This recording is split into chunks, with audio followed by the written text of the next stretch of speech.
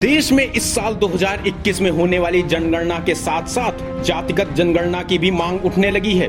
बिहार की सियासत में जेडीयू और आरजेडी भले ही एक दूसरे के विरोधी हों, लेकिन जातिगत जनगणना के मुद्दे पर दोनों ही दल एकमत हैं। मुख्यमंत्री नीतीश कुमार ने जातिगत जनगणना की मांग उठाकर नई राजनीतिक बहस छेड़ दी है। मुख्यमंत्री नीतीश कुमार ने अपने धुर राजनीतिक विरोधी और आरजेडी नेता तेजस्वी यादव के साथ जातिगत जनगणना के मुद्दे पर मुलाकात की थी। वहीं नीतीश ने कहा कि जातिगत जनगणना कराने के लिए पीएम मोदी को पत्र लिखेंगे। साथ ही नीतीश कुमार ने साफ कर दिया कि सर्वदलीय प्रतिनिधिमंडल जातिगत जनगणना को कराने के लिए प्रधानमंत्री से भी मिलेगा। उधर जेडीयू की राष्ट्रीय कार्यकारिणी में भी प्रस्ताव पास कर जातिगत जनगणना कराने की मांग की है।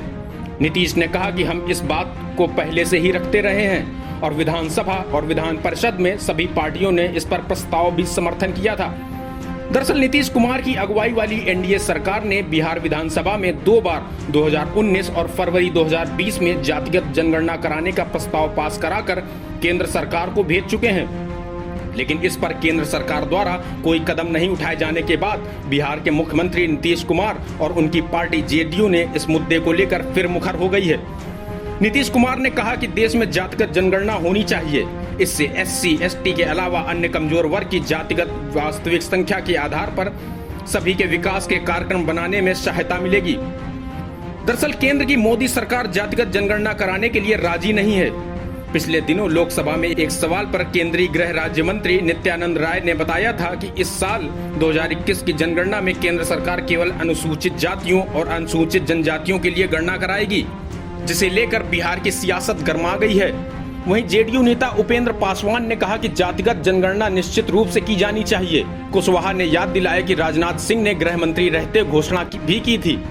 आम जनगणना के साथ ही जातिगत आधारित जनगणना भी होनी चाहिए। आपको बता दें कि देश में पहली बार 1931 में जातिगत आधार पर जनगणना की गई थी, लेकिन उसे प्रकाशित नहीं किया गया। इसके बाद 1951 से लेकर 2011 तक सिर्फ अनुसूचित जाति और जनजाति की जनगणना होती रही। केंद्र में जब यूपीए की सरकार थी तब भी जातिगत जनगणना कराने के लिए सरकार पर काफी दबाव बनाया गया, लेकिन मनमोहन सिंह सरकार ने प्रणब मुखर्जी की अध्यक्षता में एक ग्रुप ऑफ मिनिस्टर्स का गठन किया, जिसमें फैसला लिया कि एक विस्तृत सामाजिक आर्थिक जातिगत जनगणना कराई जाए।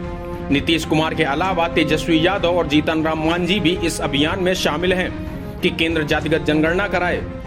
नीतीश ने मुलाकात के बाद तेजस्वी यादव से कहा था कि सर्वदलीय प्रतिनिधि मंडल में सभी दलों के विधानमंडल के सदस्य शामिल रहेंगे। अनुसूचित जाति और अनुसूचित जनजाति की गणना होती है तो फिर अन्य जातियों की क्यों नहीं होती है। Bureau report, AB news.